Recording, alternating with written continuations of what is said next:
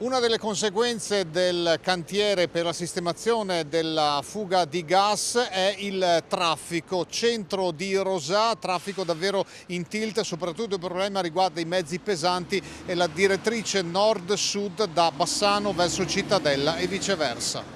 Nella tarda serata di ieri è stato necessario, per mettere in sicurezza, far lavorare in sicurezza gli operai, chiudere la statale all'altezza dell'incrocio principale di Rosà e poi all'intersezione con l'incrocio semaforico di Via Brega. La chiusura totale al traffico ha riguardato la statale 47 per 1,5 km a nord del punto critico della fuga di gas e per la medesima distanza a sud. Inevitabili le conseguenze sul traffico, che ha dovuto cercare percorsi alternativi riversandosi ad est verso Rossano Veneto o ad ovest nelle frazioni rosatesi di San Pietro e Sant'Anna, meno adatte e abituate a sopportare i mezzi pesanti.